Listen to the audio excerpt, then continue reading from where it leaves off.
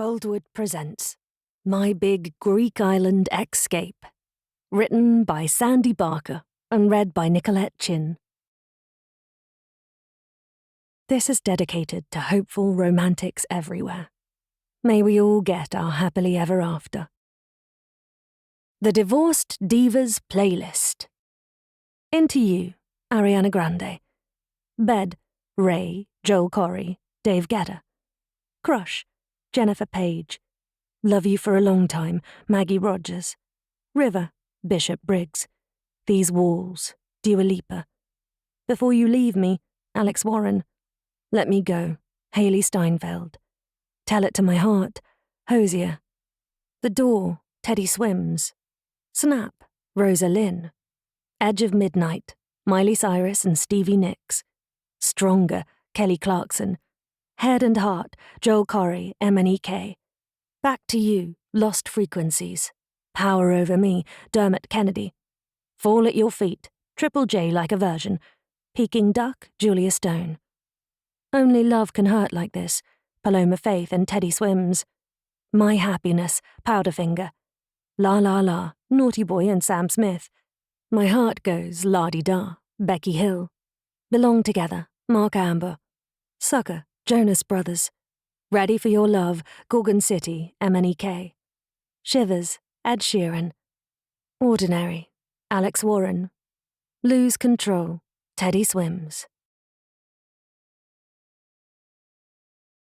Prologue.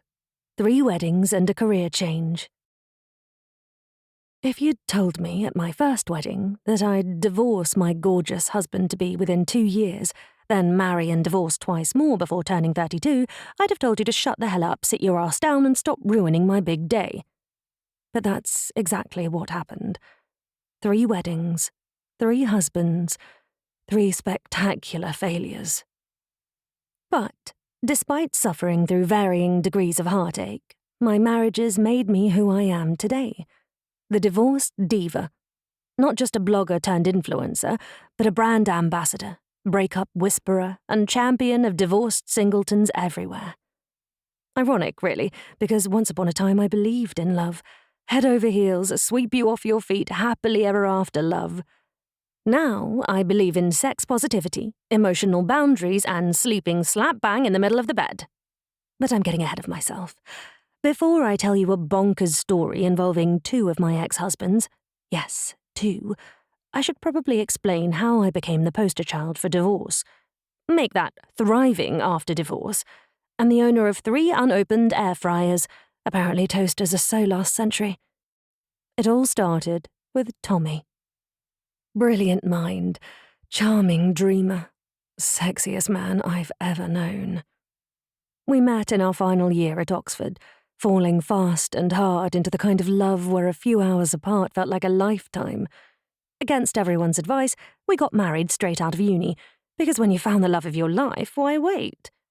Wrapped in Tommy's arms, I felt safe, cherished, and utterly adored. And we had plans, a big life filled with love, adventure, and making the world a better place. For a while, I believed we'd last forever. But then he took a job that whisked him off to disaster zones for weeks at a time, sometimes months. At first, I missed him. Then I resented him. Eventually, I barely recognized the moody stranger who came home between projects, or myself, now a clingy, miserable woman pining for what we'd lost. When I begged Tommy to choose our marriage over his career, he didn't. So, I chose me. 17 months, 3 weeks, and 2 days after our wedding, I signed the divorce papers with a shattered heart and a shaky hand. Which is how I ended up with husband number 2, Rick, American rock star, objectively unattractive, subjectively sexy. Well into my post-divorce, throw caution to the wind phase, I met Rick in a London pub while his band was touring. After one night together, the first time I'd laughed in ages, I was convinced I'd found the one. Again. 3 days later, we married in the bar at the Ritz, his tour manager officiating. But it didn't take long to realise that Rick was more into his fans than he was into foreplay, and by the end of the band's European tour, and our 47-day marriage, I was done with life on the road, mediocre sex, and being elbowed aside by screeching groupies. From rockstar chaos to silver fox sophistication, enter husband number 3, Julian. Tech genius, filthy rich, 15 years my senior. Julian wooed me over oysters and champagne, proposed with a vintage Cartier ring, and whisked me around the world on his yacht. I was dazzled, and honestly a little drunk on the lifestyle. Then I caught him in the captain's cabin, canoodling with a gorgeous Swedish steward called Ebba, wearing a sheepish grin and trying to hide his naked erection. I kept the ring, the car, the Chelsea flat, and my dignity. Julian kept the yacht, and I have no idea what happened to the steward. So, there you have it. 3 husbands, 3 divorces, and less than 3 years in wedlock. And somewhere between blogging about heartbreak and landing my first endorsement deal, I ditched the PR job and started building the Divorced Diva empire. Life was ticking along nicely.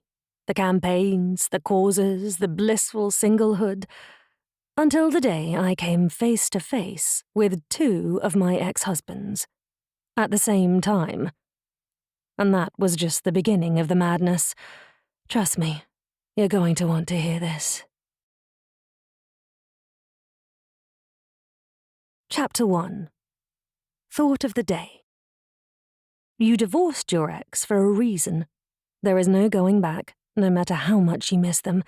And yes, sexual fantasies count. Do not go there. I've always loved the thrum of activity in Divorced Diva HQ, aka the ground floor of my Chelsea terrace house. There are only 4 of us, but even so it has the kind of anticipatory energy that makes it feel like something incredible could happen at any moment.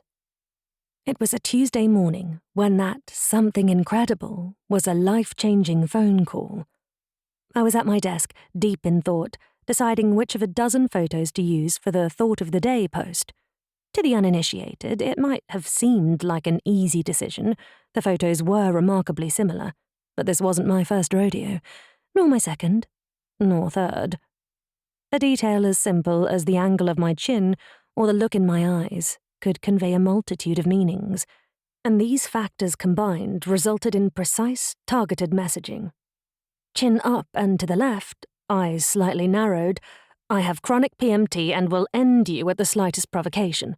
Do not mess with me. Chin up and to the right, eyes lit up. I slept brilliantly and can handle any challenge you lob at me. Bring it on. Empowerment or encouragement? Which would land best? On Tuesdays we typically favoured empowerment, a strategic way to get through the midweek slump that comes between Motivation Monday and the lead-up to the weekend. Sticking to that strategy, I chose the Don't Mess With Me photo and started on the caption. I'd typed, Own Your Power, when my PA, Ruby, interrupted. Ali, I've got Julian for you. My thoughts came to a screeching halt. Why on earth was Julian calling? My eyes went to my Divorced Diva desk calendar and I did a quick calculation. Julian and I met for lunch on the last Wednesday of the month every other month. If he was calling to make plans, he was more than 5 weeks early. No, this was something else. Thank you, Ruby, I said with a smile. I picked up the desk phone and spun my chair to face the wall. Jules? I said in greeting, dragging his name out. He chuckled. You sound wary. When it comes to you and unexpected phone calls, always. I paused, knowing Julian would fill the silence. He hates silences. Well, right to it then. I have a favour to ask, he said in his crisp public schoolboy accent. Julian is big on favours. I suspect half his dealings, business or otherwise, are the giving and receiving of favours. I mentally sifted through our favour ledger. Did I still owe him for the introduction to the head of guest services at the Dorchester? No, I'd returned that favour by putting in a good word for him with Adele's people. Sure, it was the week before she announced her hiatus, but he didn't know I knew that. It counted, and my debt to Julian had been cleared. Let's have it then, I prodded. I need you to come to Etheria this Friday, only for 5 days, maybe 6. Etheria? I asked. My island in the Aegean, the one I bought the year before last, haven't I mentioned it? No, I replied pointedly. I think I'd remember you buying an island, Jules. Well, I've built a resort here, and it's absolutely brilliant. Well, it should be. I spent squillions on it. Anyway, you're going to love it, Ali. Hold up, you're getting ahead of yourself, I scolded lightly. Now, before I agree to drop everything, what's going on? Long story short, I'm in a bind, and I need you to be the face of the resort. The face? I knew what he meant, of course, but there was something rather delicious about making Julian spell it out, and ask for the favour properly. Don't be coy, you know exactly what I mean, he retorted. Boo, he didn't want to play. It must have been worse than I thought. Okay, I said with a soft laugh. Now, what exactly do you have in mind? The usual. The itinerary's already been put together. All you have to do is be your fabulous self. And say lots of lovely things about the resort on camera? Precisely. So go on then. Who cancelled on you? I asked. There was no way Julian had left something this momentous to the last minute. He would have had someone lined up well in advance. One of the Emmas, he replied. Intriguing. Stone, Watson, or Roberts? I'm not supposed to say. I rolled my eyes, allowing the silence to unfurl. 4 seconds later, he said, Watson, but there's been a scheduling conflict, reshoots for her next film, so... So you've come to your ex-wife, hat in hand, to beg me to do it, and with 2 days' notice. You make it sound as if I'm desperate. Aren't you? I teased. The truth? Yes. The grand opening is less than 2 weeks away, and all this was supposed to be sorted by now, and I've got this business still to... He cut himself off, then sighed. Look, if you aren't up for it, I'll ask the sexy single. Well, if that's the way you want to go, I mean, Daisy Harrigan is a copycat pretender, and she has nowhere near the reach that Divorced Diva has, but it's your choice, Jules. That should call his bluff, I thought, gently swinging my chair. He chuckled down the line again. Sometimes I forget how well you've got me pegged. That hadn't always been the case, but I didn't say anything. Look, desperation aside, he continued. You'll be wonderful, perfect even. I should have asked you in the first place. All right, Jules, no need to butter me up. Now, just bear with... I pressed the hold button before he could respond. Ruby, how much of a nightmare would it be to clear my calendar from Friday to, let's say, Tuesday? This Friday? Yes. I'll check. Unfazed as always, Ruby never reacts to any situation with more than a slight furrow between her brows. She started typing rapidly on her keyboard. Moments later, Claude beelined for my desk from across the office. Is that Julian? She asked, glancing at the phone's blinking hold light as she perched on the edge of my desk. You know it is, and I know exactly what you're about to say. Her mouth bunched to one side. Just promise me you'll run it past me before you say yes. Claude ran operations and partnerships, so technically I was supposed to check with her before agreeing. But this wasn't her being the boss. This was my big sister sliding into protective mode. He wants me as brand ambassador for his new resort. Well, the Divorced Diva. She sighed, tilting her head. Ali, I get that you've made peace with him, but he can't just cash in on your success, especially considering how I'll be charging him an eye-watering amount, I assured her, cutting her off. And think about it. An exclusive resort, very wealthy guests. I'm sure Julian would return the favour by introducing us to some new benefactors. Her gaze softened, but the frown didn't budge. Ali, Ruby called out. If we move the podcast recording to tomorrow and I postpone the photo shoot in the Cotswolds for a week, I can easily sort everything else. Unflappable, our Ruby. One of the many reasons I adore working with her. Thank you. Maya, any glaring clashes you can see? I asked. Maya Wilde, the fourth member of our team, is a marketing whiz/wunderkind who I poached from my former employer when I established Divorced Diva as an LLP. She runs our social media campaigns across multiple platforms, manages our online community, coordinates a team of off-site contractors, i.e. influencers, and writes all our messaging. Well, except for the thoughts of the day, those are strictly mine. "I can move a few things around," she said. "And there may be some cross-promotions and brand synergies to explore, with the resort, I mean. I'll just need a contact." All Maya had to go on was what she'd gleaned from eavesdropping, and she was already strategizing. "Thanks, Maya," I replied. I looked at Claude, arching my brows. "Well?" She exhaled through her nose, then nodded. "All right, but on one condition." She leaned in, her voice low.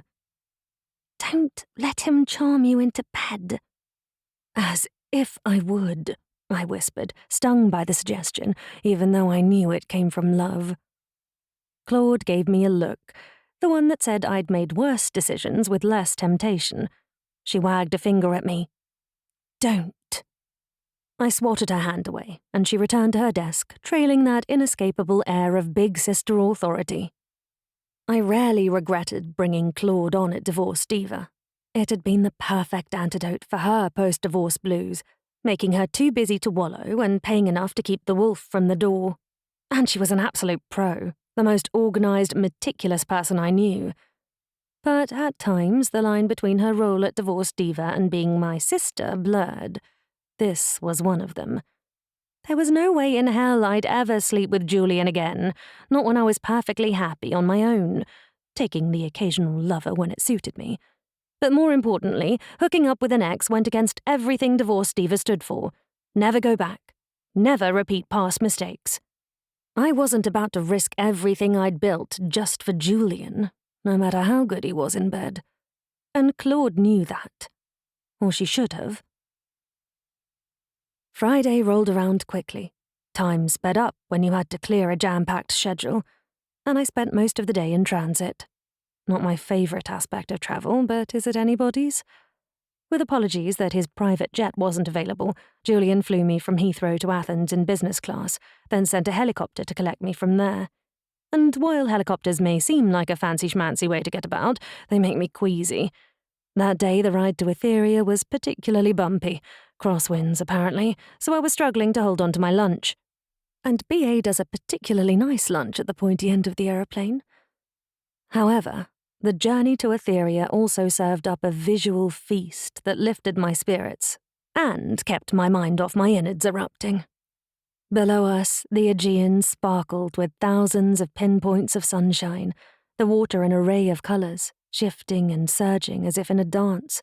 Sapphire, midnight, teal, every shade of blue all at once. The pilot named the islands of the Cyclades as we passed by, his commentary in my headset another distraction from the nausea.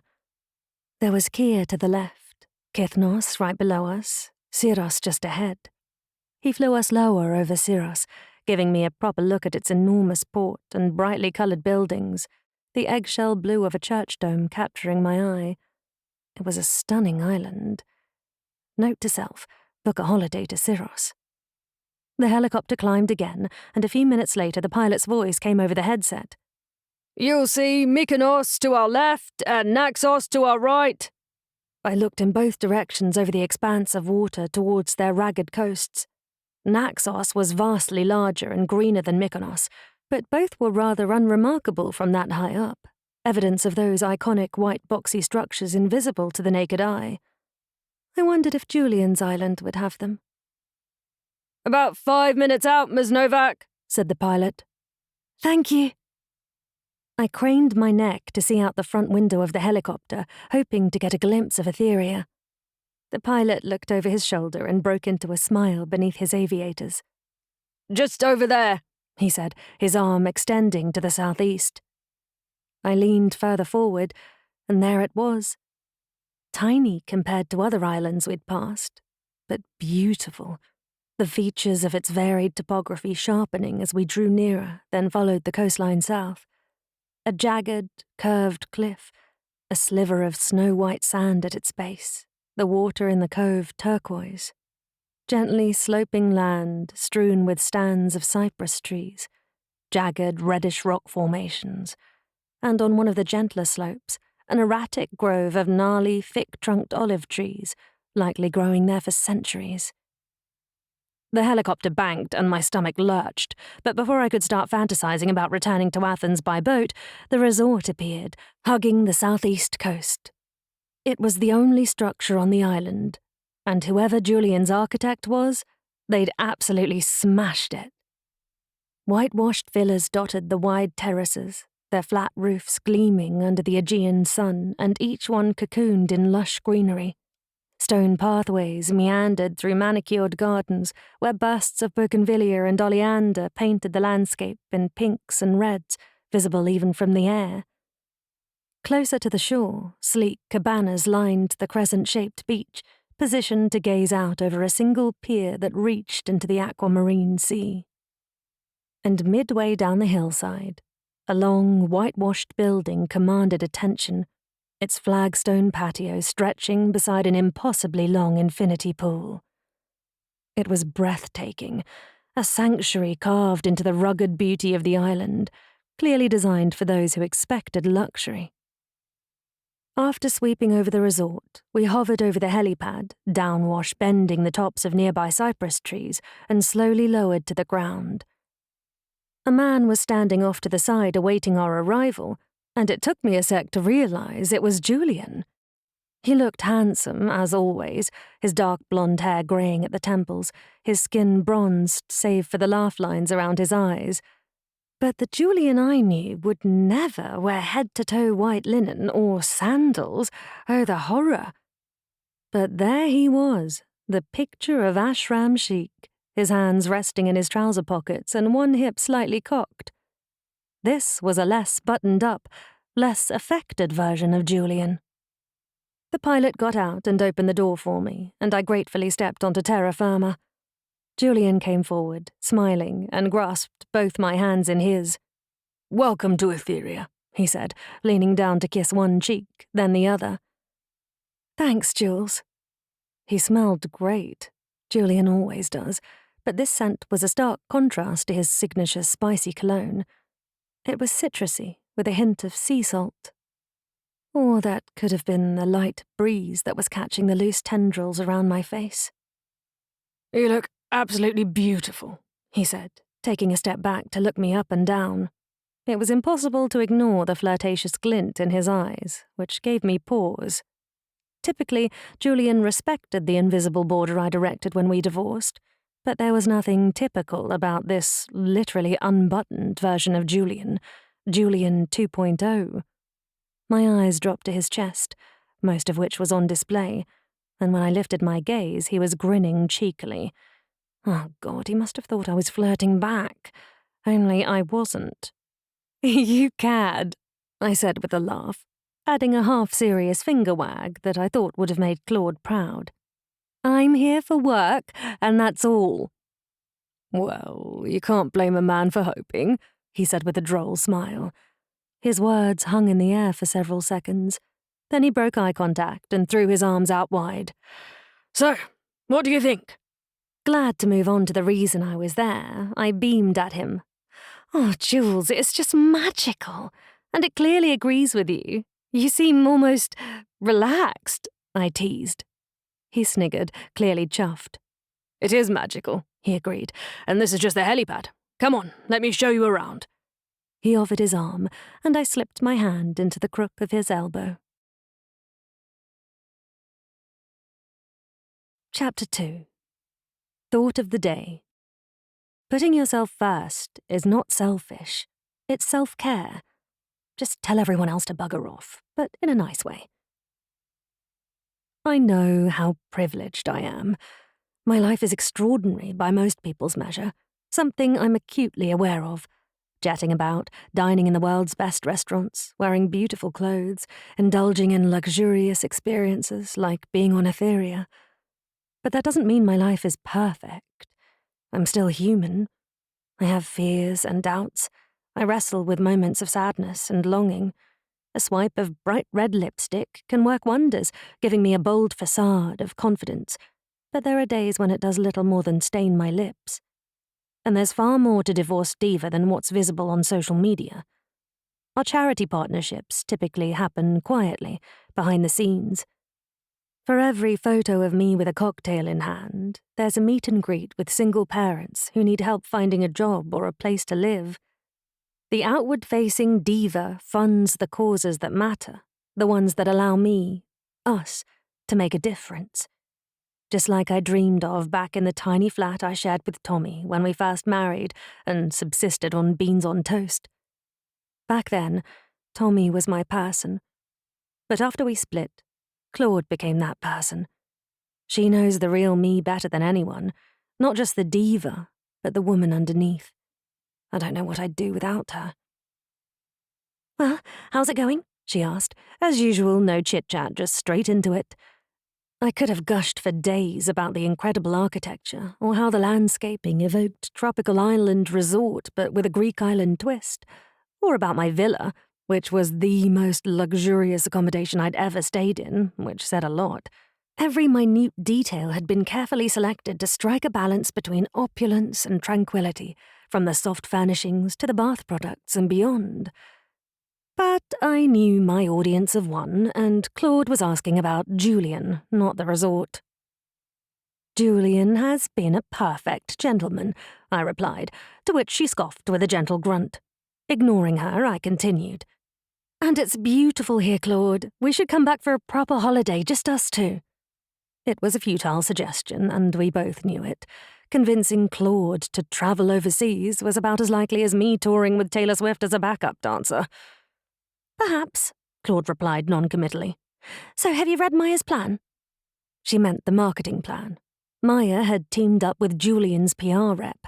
For every request from Etheria, Divorced Diva got a reciprocal opportunity. "I read it on the plane." "Good, I thought you might," she replied.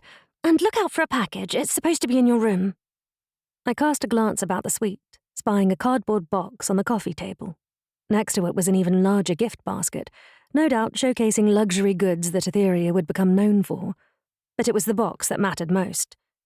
Inside was a carefully curated selection from our boutique brand partners, businesses founded by divorced women and men we'd supported as they launched their dreams.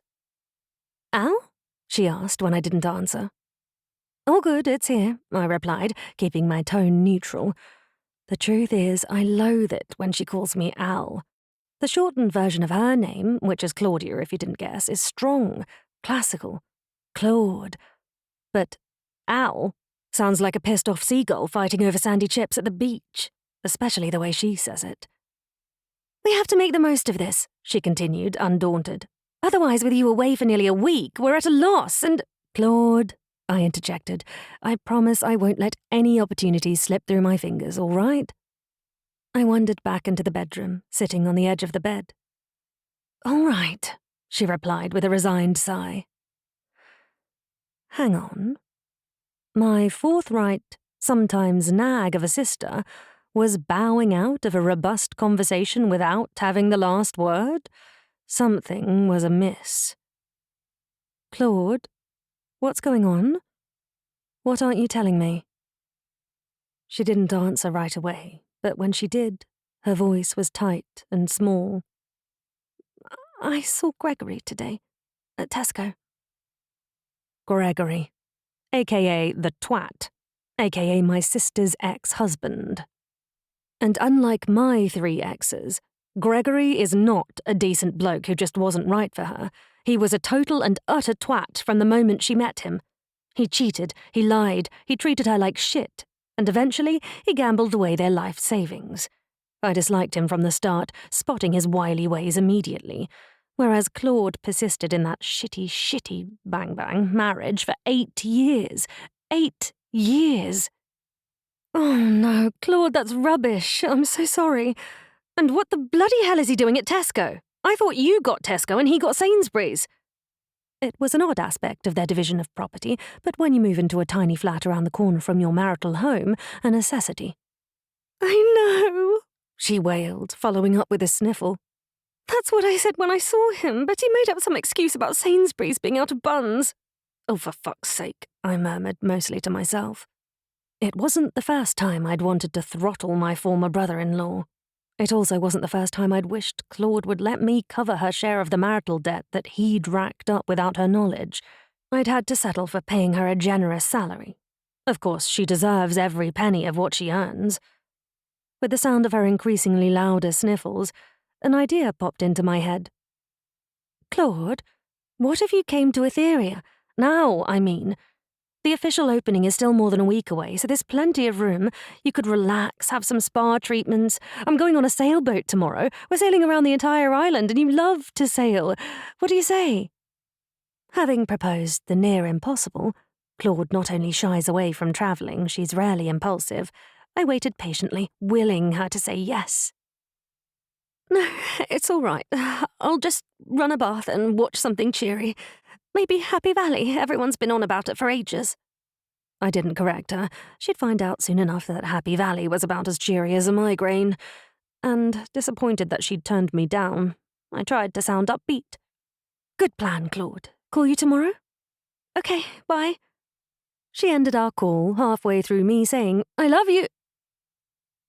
I flopped backwards onto the enormous bed, sinking into the luxurious linens, my eyes drooping. The queasiness from the helicopter ride had receded, but fatigue was advancing fast. I could easily have drifted off, if there weren't the pressing matter of my job. I heaved myself off the bed and wandered over to my tote, where I retrieved my laptop. I searched for the Wi-Fi password, finding it on the large oak desk, and was soon logged in. I scanned Maya's marketing plan again, then opened the itinerary from Julian's team. It was packed to the brim.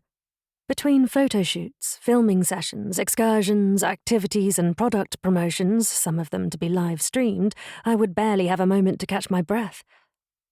It was probably a good thing Claude wasn't coming. It had been naive of me to think there'd be any time for R&R. This isn't a holiday, Allie, I reminded myself. It never is, I replied. Wonderful. Not only was I talking to myself, I was replying. But I had a point. When was the last time I'd been on a proper holiday? I ran through my recent trips, crossing them off one by one when I recalled the work angle. 6 days spent at a resort in Cabo San Lucas, a conference for female leaders. 2 days sailing along the coast of Croatia, a photo shoot for an up-and-coming swimwear designer. 3 nights in a treetop lodge in Thailand, trialing a yoga retreat for newly single women. I was the only one who didn't cry the whole time. Even the woman running the retreat was in a bad place emotionally. I told so many sobbing women, you'll get through this, that it sparked inspiration for a line of merchandise. Amazing experiences, each one, but they were far from holidays. And then I remembered. The last time I'd been on a proper read by the pool, get a daily massage, sip cocktails at sunset holiday was with Julian, aboard his super yacht 2.5 years ago. The trip where I caught him in the captain's cabin with Ebba. It turns out that catching your husband with another woman tends to take the shine off a holiday. As I sank into the plush linen sofa, a realization landed. It was me who needed time on Etheria to decompress, to rest, to heal. Well, Claude did too. But I was always telling our followers that self-care is not selfish. Maybe it was time I started taking my own advice. Only when I eyed my laptop again, I sighed. I may have needed a holiday, but Etheria was not it. I was there to work. Full stop. So I tore into the box and started decanting products onto the coffee table, then set up my travel tripod and clipped in my phone. Divorced Diva mode activated, I broke into a wide smile, held up a delicious-smelling beeswax candle from one of our partners, and pressed record.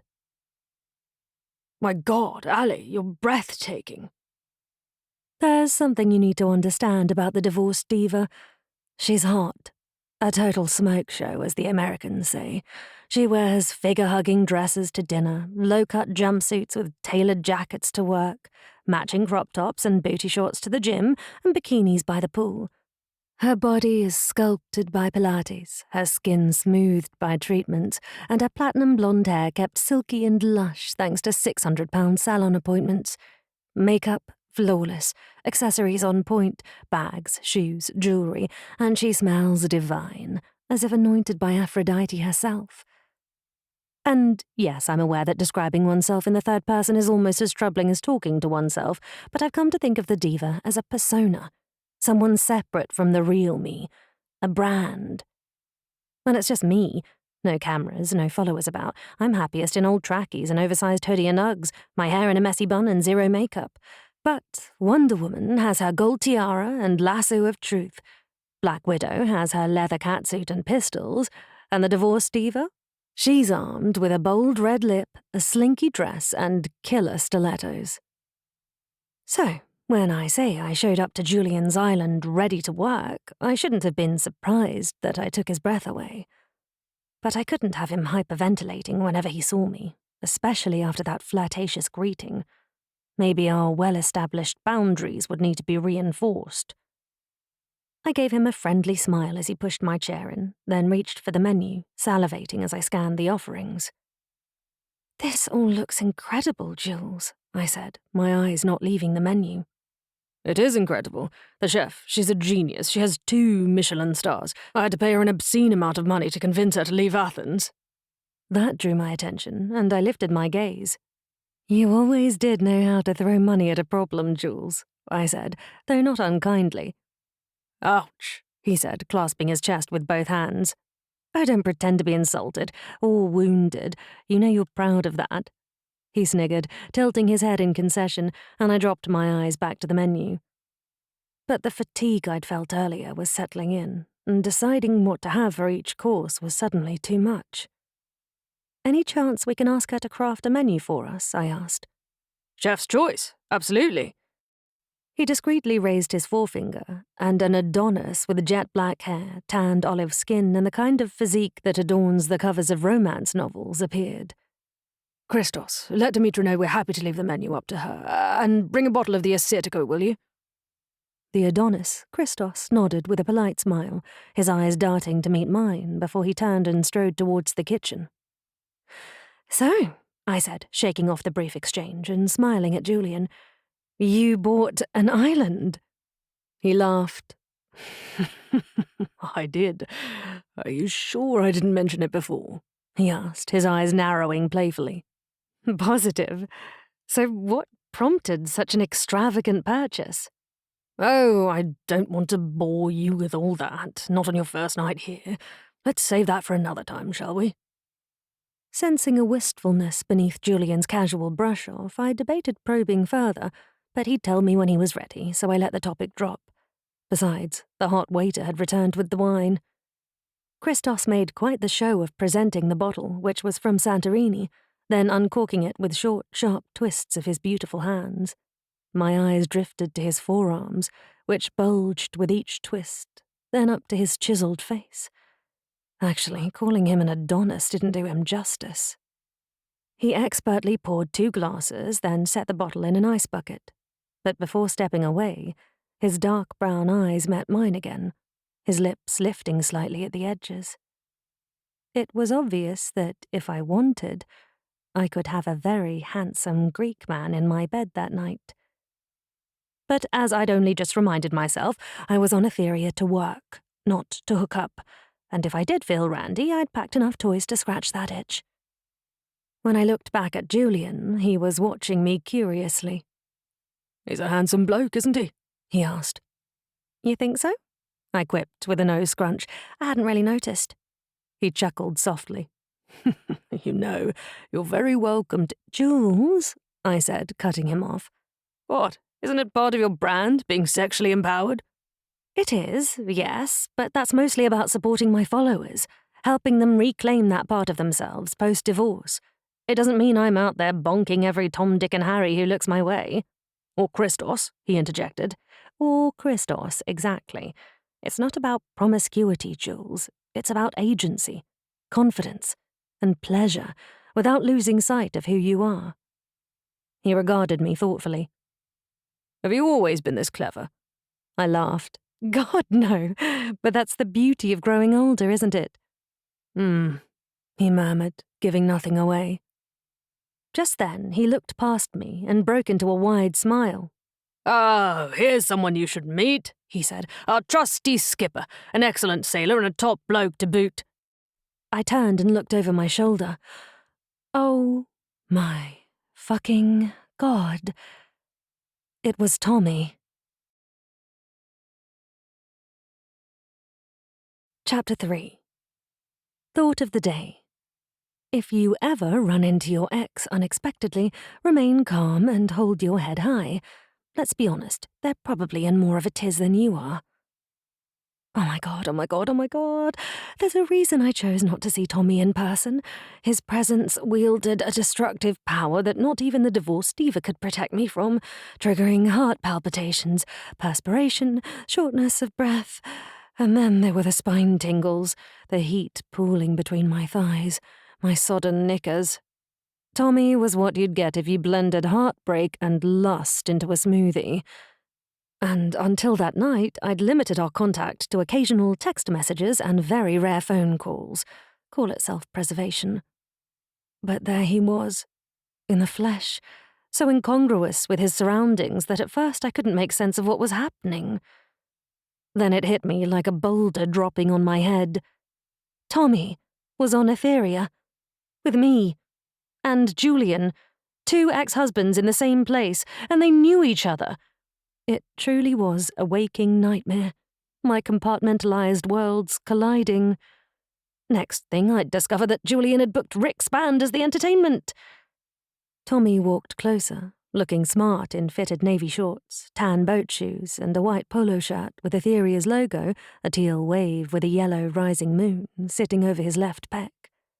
The shirt molded to his still impressive physique, the short sleeves showing off his tanned forearms, and his dark brown wavy hair was slightly longer than I remembered.